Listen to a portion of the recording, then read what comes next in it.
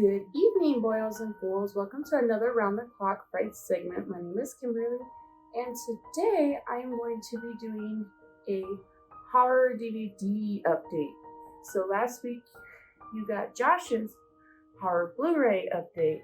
This week you're going to be doing my horror DVD update. So since my last video where I pretty much showed you and dived into my close to hundreds of horror DVDs. Since then, I've been collecting more as I go. So I am definitely very excited to share some of these new DVDs that I added to my collection since my last update. So yeah, so let's get started because I'm definitely very excited to show you what I bought. So I'll show you the stack first. It's not a very huge stack, but I didn't realize that I've collected quite a few since I did my last video. Yeah. So we'll go ahead and start with my first one. My first one is going to be the Scream 1 through 4 collection. So it's got pretty much all 4 Scream movies between Scream, Scream 2, Scream 3, and Scream 4. So when I first watched this series, I wasn't a fan of the series. I know, don't hate me. I just couldn't get into it. I thought it was stupid and it was overrated.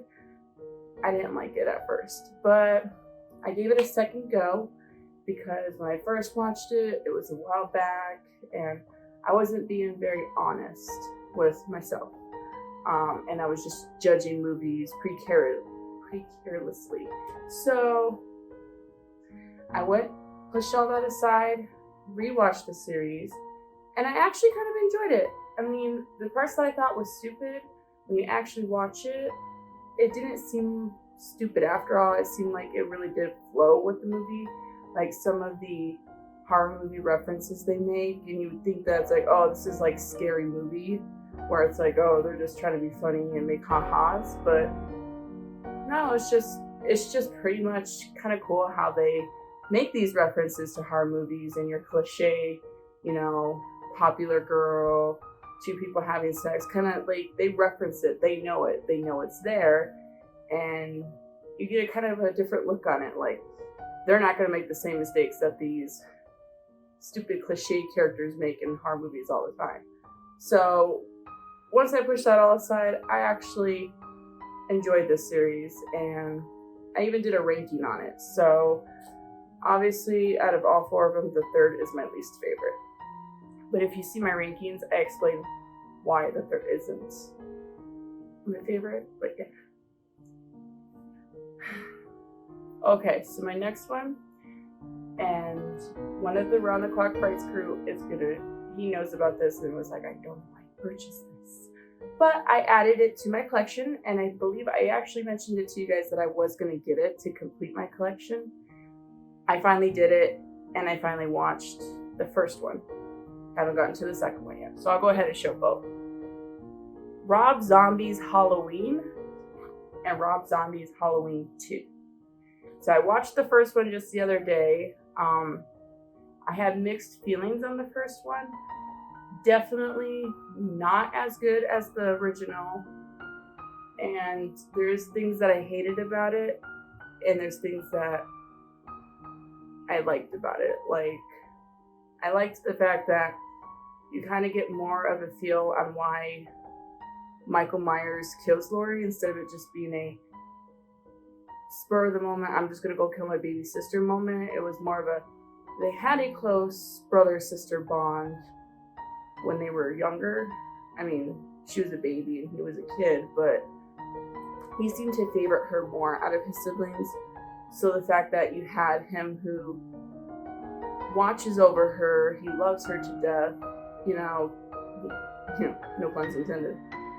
He comes back to, find her, and I don't know if, he was already psychotic at that point, so I don't know if eventually he would have killed her if she would have been more understanding to his ways, but the fact that, they had that form of bond, and the fact that she obviously isn't seeing that. She just sees this man who murdered her family and her friends, and she tries to stab him, and of course the light switches, and now he just wants to kill her. So I did really appreciate that part. I thought the backstory was unnecessary, but that's just my opinion. I know a lot of people who loved the first Rob Zombie movie but hated the second one. I definitely am not going to give it a total hate and step upon, because there was some things I did enjoy. And I like that there was a lot of familiar faces in this one. He had familiar faces such as Brad Dourif, sorry, said his last name probably wrong. Danny Trejo, I believe I'm saying his last name wrong, and I am totally sorry. Danielle Harris, which was pretty cool that they brought Danielle Harris back as Annie instead of Jamie Lloyd. That was pretty cool. But yeah, you just have all these familiar faces, and that was pretty cool. I did dig that part. And yes, I have not seen the second one, but I hear a lot of crap upon this one, so I am prepared for the crap fest. The next one I have is the Texas Chainsaw Massacre. When I bought this, I thought I bought the original because I haven't seen the original in years, and I was like, I want to watch it again. I was kind of getting into a classic horror kick, but didn't realize I bought the remake. I have yet to watch it. I am probably going to watch it after I watch Halloween 2, just to say I've seen it, but my intention was to get the original, and I am still on the hunt for that one. Excuse me. The next one I have is The Silence of the Lambs. Now, I have never seen this one. I know it is a classic horror movie that, you have to at least watch once. And I know my parents owned the DVD, but I have yet to watch it, and I look forward to watching it. As you see, my collection grew, and I'm still working on my DVD stack. But this will be my next one as well to watch. The next one, I have not finished the series 2, even though I know Walmart has them going for $5 a piece on my next collection I have here. But I got the 2 greatest ones, so I will stick with that, and then maybe get the 3rd and the 4th later. But I got Jaws and Jaws 2. They had Jaws 3 and they had Jaws 4, but those were the greatest, and I just said, screw it, and I got the first 2 because I really did enjoy the first 2. So yeah. Next, I got Stephen King's classic Creepshow. I've already kind of went into depth on what I thought of this movie. I thought it was fun. It was awesome. If you want to check out more on my thoughts on this movie, come check out mine and Josh's Creepshow review on our channel, and we kind of talk in more depth about Creepshow. But I definitely really liked it, and I did add it to my collection. I do want to get Creepshow 2 and 3, even though I hear that they weren't as good as the first. But y'all know me by now. I like to complete a series, even if the series is bad, and watch them just to say I've at least seen them. Next, I got Alfred Hitchcock's The Birds. Now, when I first got this, I had not seen it, but then I watched it the same day I bought it, and I would have to say that I really recommend this if you're trying to get into an Alfred Hitchcock kick on watching his movies. This one and Psycho are probably one of his best films, and I really, really loved it. The whole the school children chasing with the birds had me creeped the heck out. I mean, if I was a kid watching this movie, I would not have left my house for like the longest time, thinking I'm gonna be attacked by birds. Like, that's creepy. But I did like the slow build-up. Like, it wasn't all just birds attacking everybody and you just got blood, gore. I do like the build-up that you had with the characters, and then like maybe the last hour is when they kind of cued the birds in and try to get down into the intenseness of the movie. Next I have Poltergeist, the first one. I did not get Poltergeist 2 or 3 yet, and I will eventually get those ones, but I enjoyed this movie. I watched it at a fairly young age, and the first one's always the best. I know my Round the Clock Frights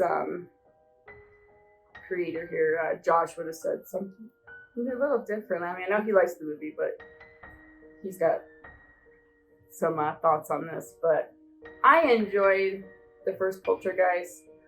It is a little scary. I mean, the kid, you know, you have the little girl who gets, you know, pretty much sucked into the other world, pretty much, of these, I can't think of it. What is that called? I can't think of what it's called. I can't think of what it's called. I'm so sorry. But it's like the other universe. Or like, it's not even a universe. It's just the other side where you have ghosts and, you know, demons, and it's pretty creepy. Especially, another one that if you watched as a kid would creep you the heck out.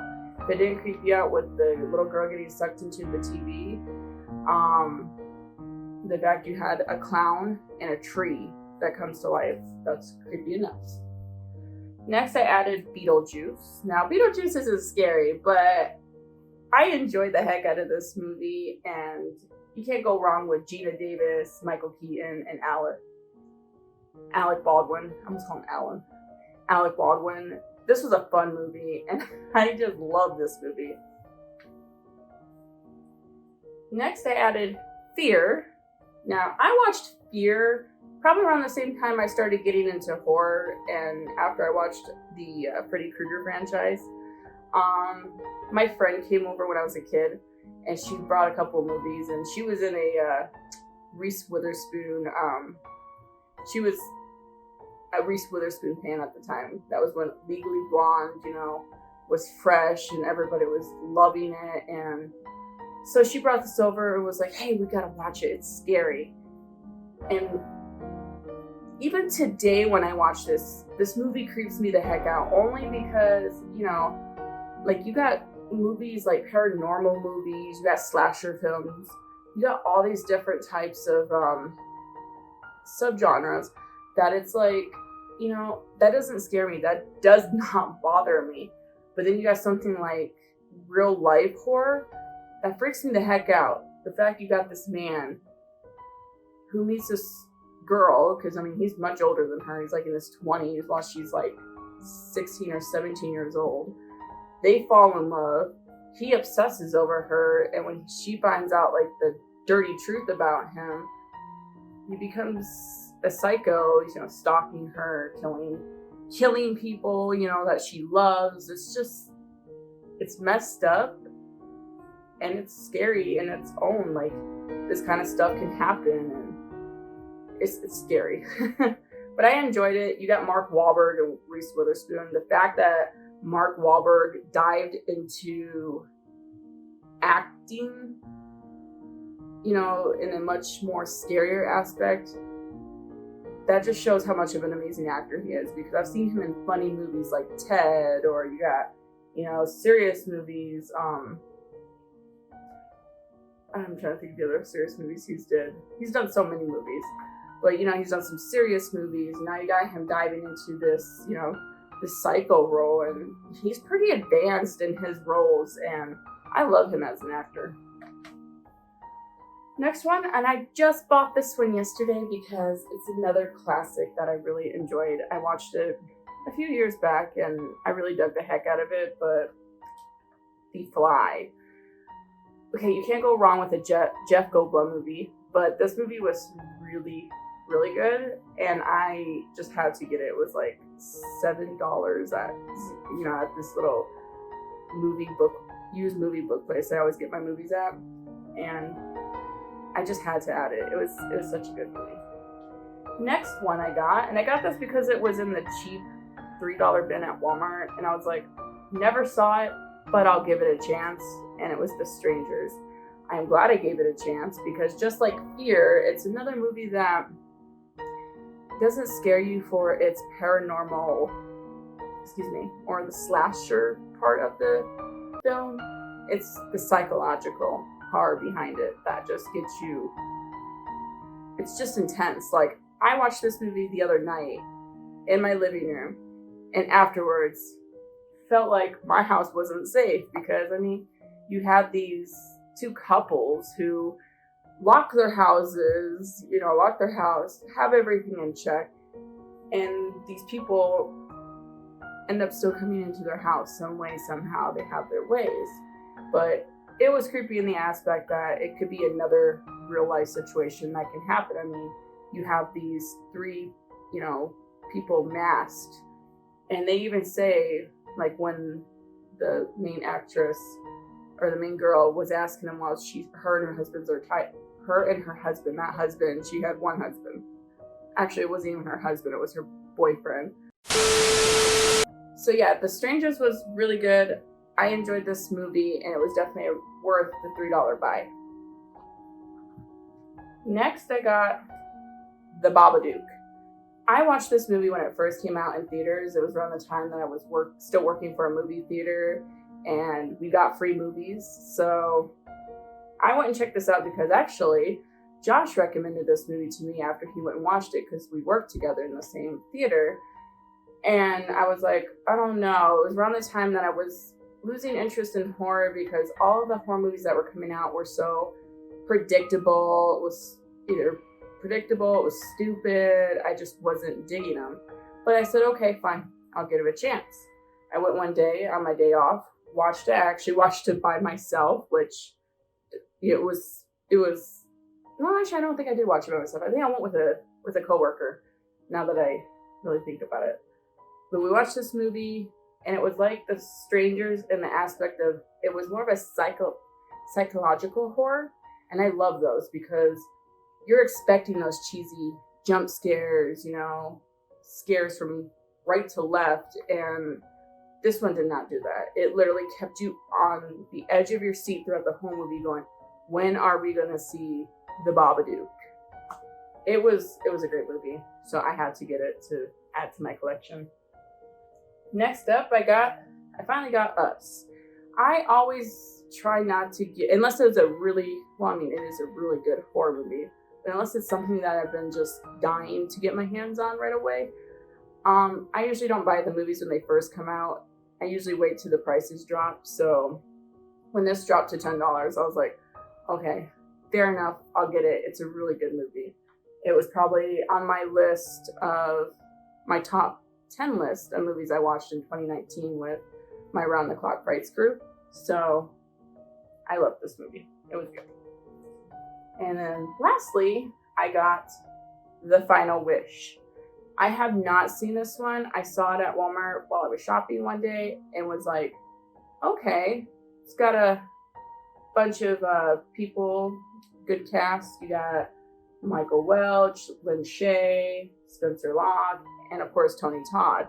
What really drew my attention was it was from the creators of Final Destination, and I loved the Final Destination series, so I grabbed it. I haven't seen it yet, but because it interests me so much, I might have to watch it soon.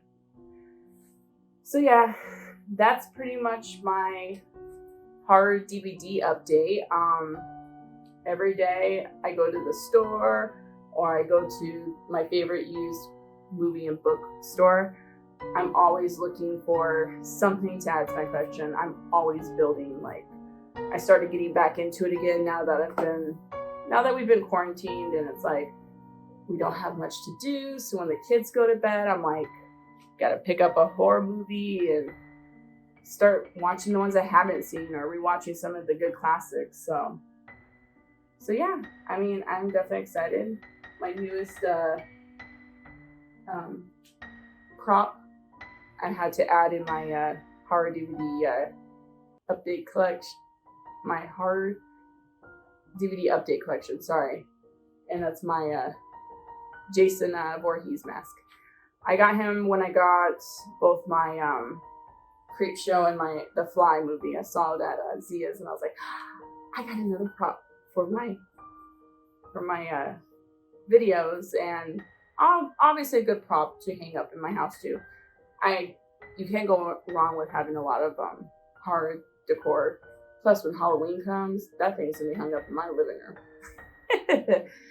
So yeah, thank you guys for joining me in my update.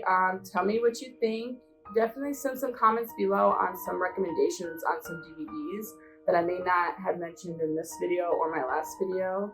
And let me know what I need to get. You guys have a great day. Stay safe, and we will continue making videos because that's what we love doing and we love to give to you. Bye guys.